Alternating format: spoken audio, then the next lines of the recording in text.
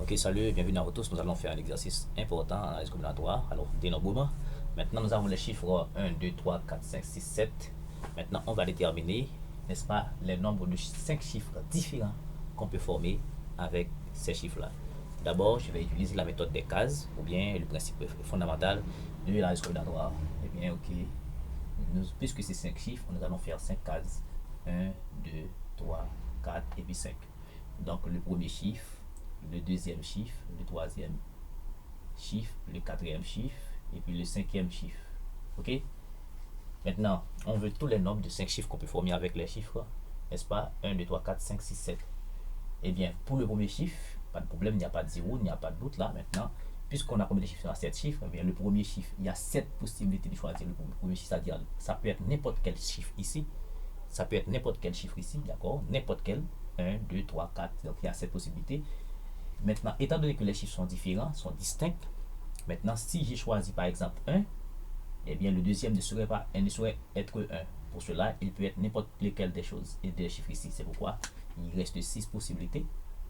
D'accord? Eh bien, nous choisissons déjà 2.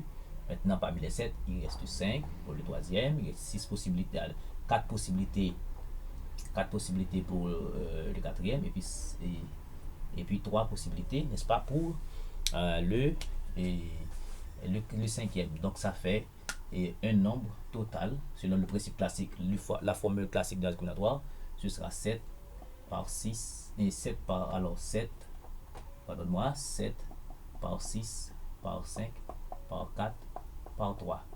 Donc ça doit donner, et 7 fois 6, 42, et 5 fois 4, 20 fois 3, 60, 60 fois 42.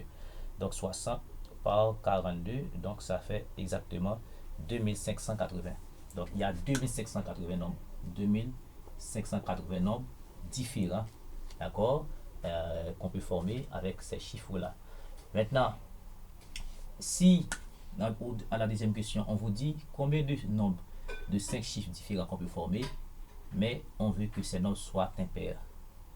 D'accord? On veut que ces nombres soient impairs. Ça veut dire impair. On veut parmi ces nombres-là, ces nombres-là, on veut des nombres qui sont impairs.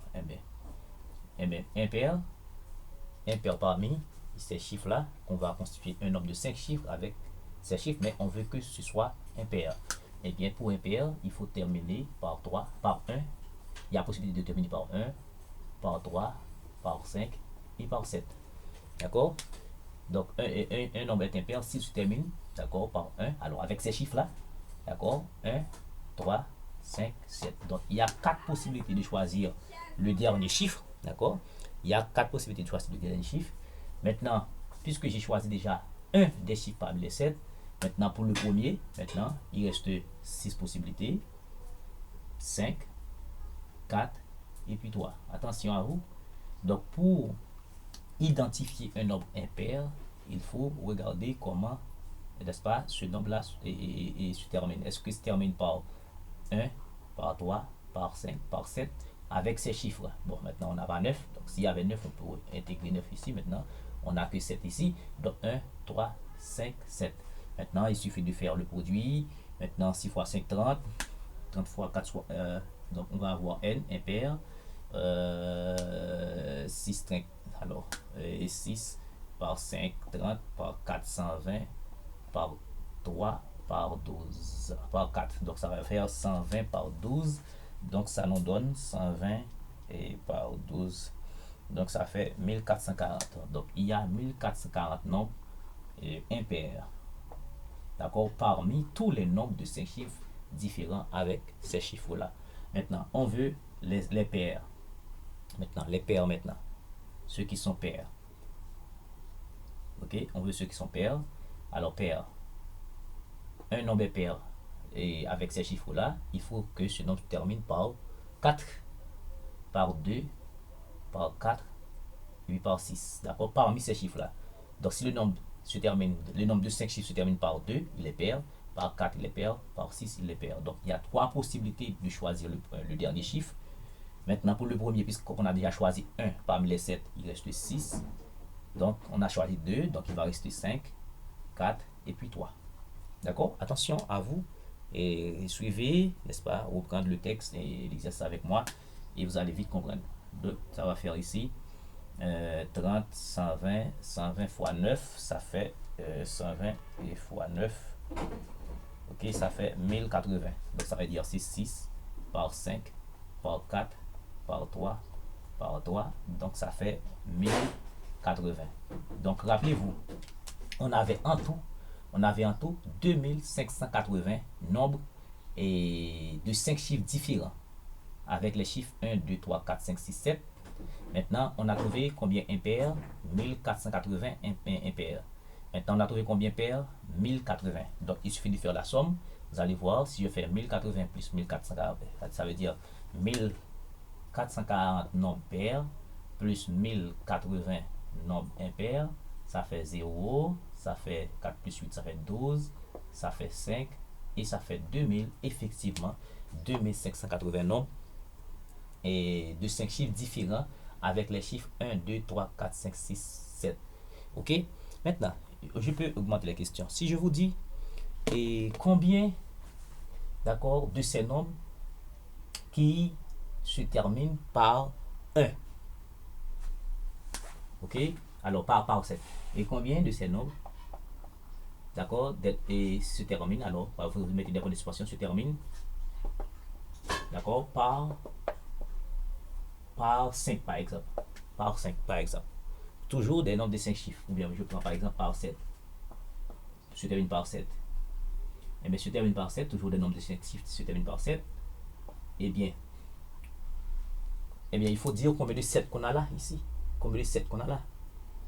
On n'a qu'un seul 7. Donc, il y a une seule possibilité que ce nombre se termine. Alors, il y a une possibilité de choisir, n'est-ce pas, le dernier chiffre, parce que se termine par 7. On n'a qu'un seul 7.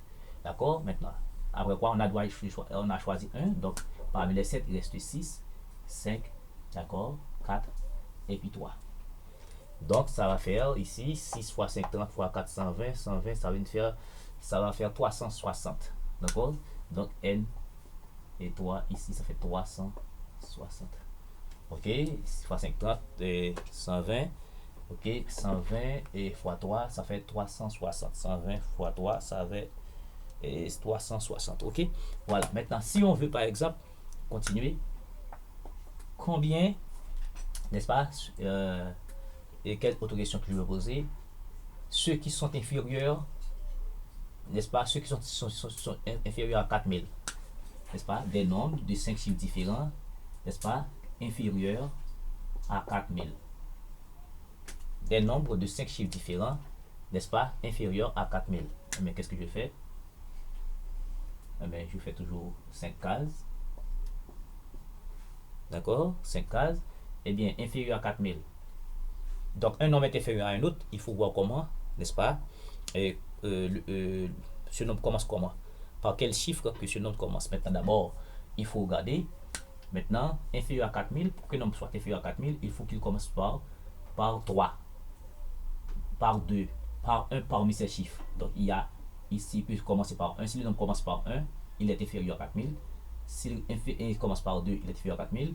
Donc, s'il est inférieur à, il commence par 3, il est inférieur à 4000. Donc, il y a 3 possibilités de choisir le premier chiffre. Puisque je fais choix d'un seul, maintenant, parmi les 7, il reste 6, il reste 5, il reste 4, il reste 3. Donc, maintenant, 4 fois 5. Et 6 fois 5, 30, 3, 4, 120. 120 fois 9, on a trouvé ça déjà. Et 120 fois 9, ça fait ici 1080. Ok, je peux faire 30 fois 4 et 120 fois 9. Ok, 120 et fois 9, ça fait 1080. Donc, il y a 1080 nombres. Il y a 1080 nombres, que je peux appeler ça N4. Il y a 1080 nombres, n'est-ce pas, n'est-ce pas, inférieurs à 4000, d'accord, à 4000 parmi tous les nombres de 5 chiffres différents, d'accord, avec les chiffres 1, 2, 3, 4, 5, 6. Donc, parmi tous ces nombres-là, c'était 2580.